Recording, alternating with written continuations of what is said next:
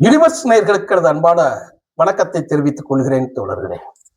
கரடி காரி துப்புன கதைய நேத்து நான் சொல்லியிருந்தேன்.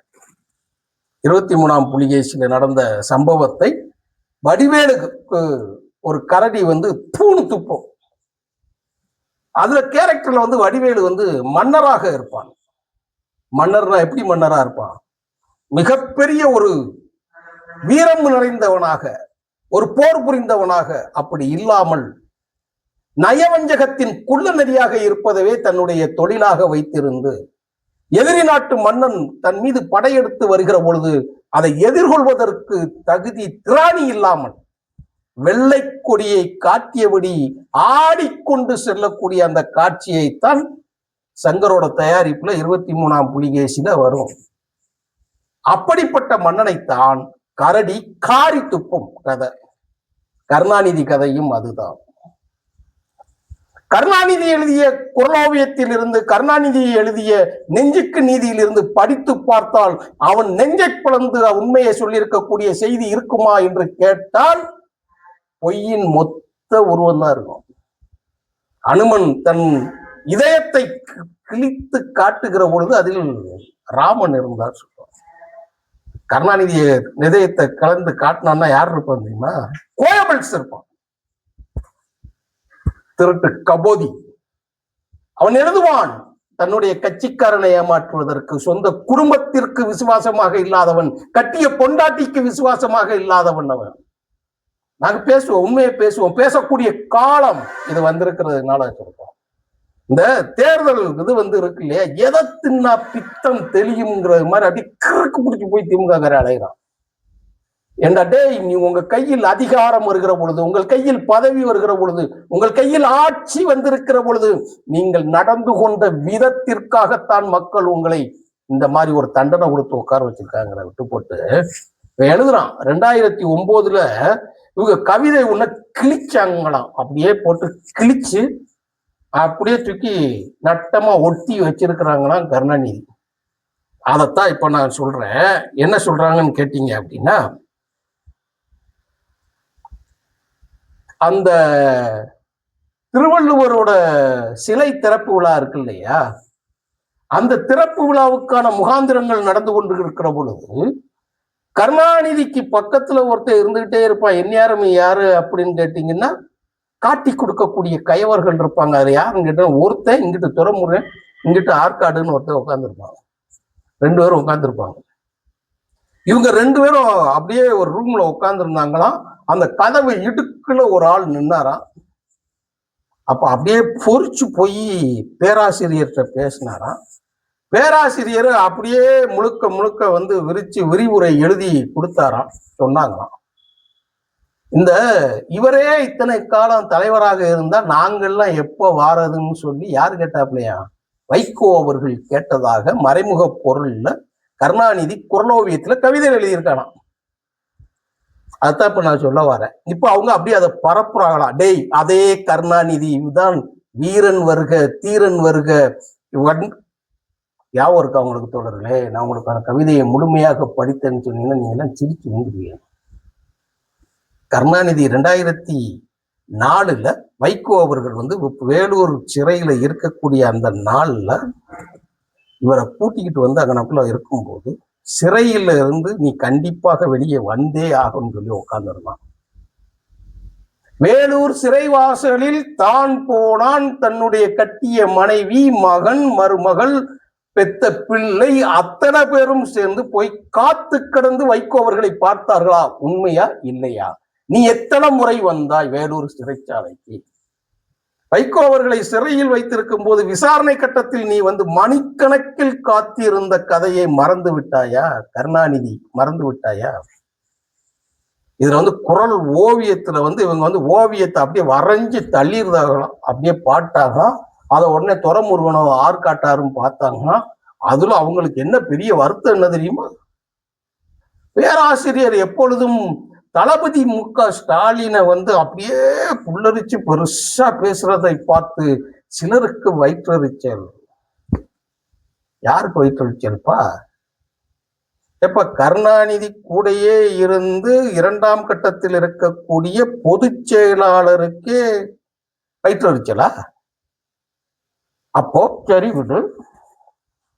ஓம் மகனை எதிர்த்து மற்றவர்கள் பேசுவதை போல் நீ நினைத்து கொண்டு என்னுடைய மகனை பேராசிரியர் பெரிதாக பேசுவதை எதிர்த்து எல்லாருக்கும் பொல்லாப்பு வயிற்றெரிச்சல் என்று சொன்னால், நீ யாரை பத்தி பேசுற, நீ யாரை பத்தி வளர்க்கறதுக்கு நீ பேசுற நாங்க கேட்போம்ல, கேட்டாங்கல்ல, தொண்டர்கள் கேட்டாங்கல்ல.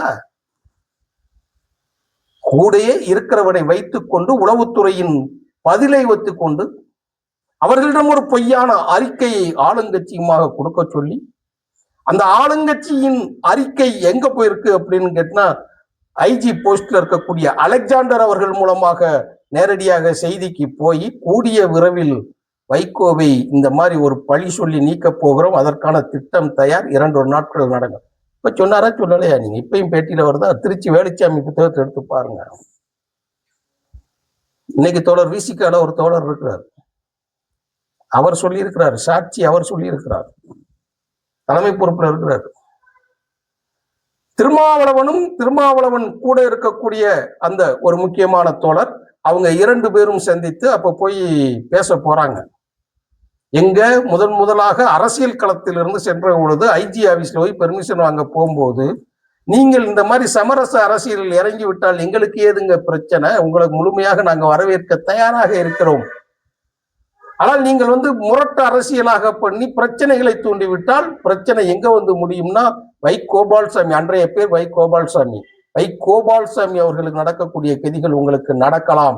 2 நாட்களில் ஒரு செய்தி வரும் பாருங்க, எங்களால் ஆக்கவும் முடியும், அழிக்கவும் முடியும்.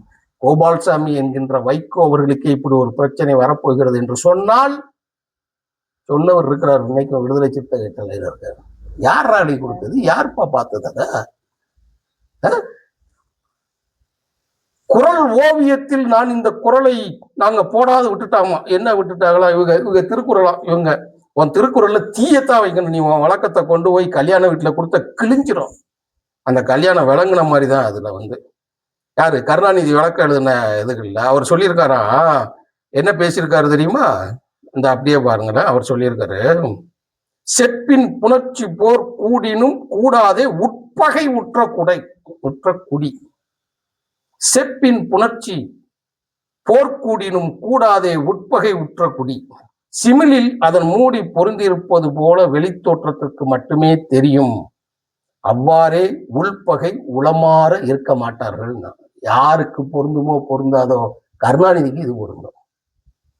நீ யாருக்காவது உனக்கு ஒரு விஷயம் சொல்லுவாரு, பழைய ஐஜியா இருந்தவர் ஒரு விஷயம் சொல்லிடுவாரு. அதை விட இன்னொரு விஷயம் சொல்லட்டுமா? பானா சிதம்பரம் ஒண்ணு சொல்லியிருக்கிறாரு. அதை விட இன்னொரு விஷயம் சொல்லட்டுமா? சிபிஎம்ல இருக்கக்கூடிய மூத்த அரசியல் தலைவர்கள், பழைய எம்பியாக இருக்கக்கூடிய ஒரு செய்தியை சொல்லியிருக்காரு. கருணாநிதி வரவேற்கிற விதத்தை வைத்தே அவருக்கு இருக்கக்கூடிய ஆதாயம் இதுதான், ஆதாயம் இல்லை அப்படிங்கிறத உணர்ந்து கொள்ளலாம் அப்படின்னு இருக்காரு.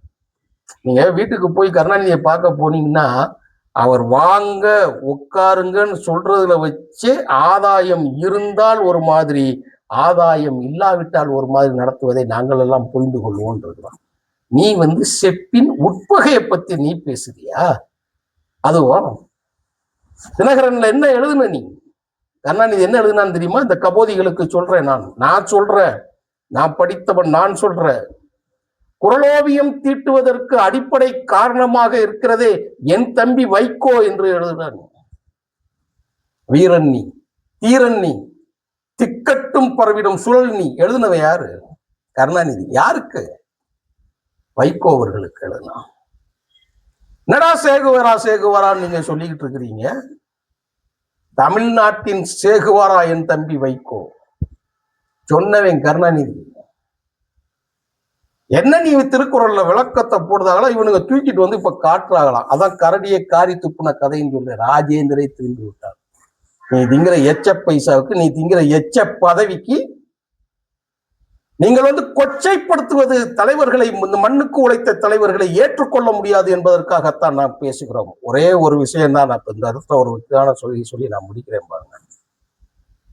தேசியத்தின் பெயரை சொல்லி நீங்கள் ஒருவரை புரிந்து கொள்ள வேண்டும் என்று சொன்னால் அவன் தேசியவாதியாக தான் இருக்கிறான் என்பதை நீங்கள் புரிந்து கொள்ள வேண்டும் என்று சொன்னால் ஒரு வார்த்தை நான் சொல்லுவேன். பிஜேபி காரன்ட்ட போய் பாரத மாதாக்கின்னா அவன் ஜெயின்றுவான்.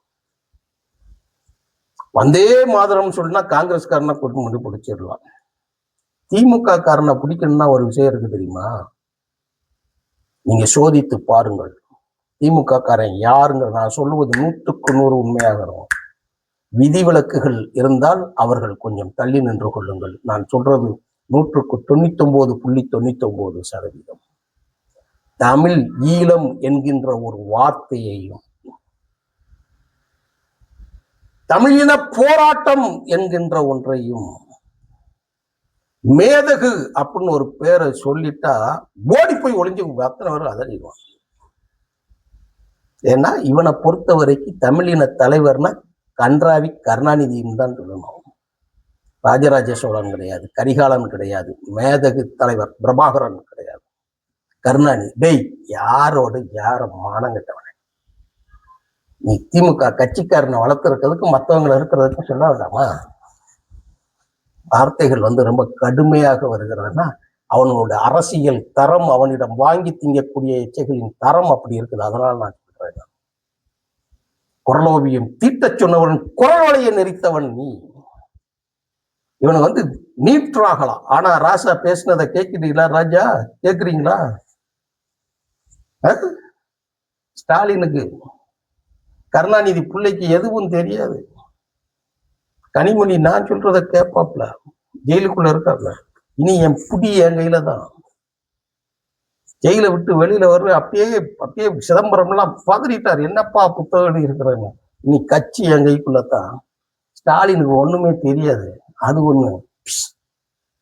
ராசா தூக்கி ராஜா இன்னைக்கு முக்கி பேசிக்கிட்டு இருக்கிறான்ல பிளட்டி, பெரிய தூக்கி காப்பாது. ஏய் போட உன்னை வச்சுதான், உன்னை ஜெயிலுக்குள்ள போட்டுதான் எங்க கலைஞர் டிவி உருவானது. உன்னை திரைக்குள்ள போட்டு வச்சுட்டாயா கலைஞர் திரை ஓவியம் உருவானது. நீ ஜெயிலுக்குள்ள இருக்கிற போய் தாயா 14 நாட்களில் பல்லாயிரம் கோடி மதிப்பான சொத்துக்கள் திமுக கைமாறிச்சு.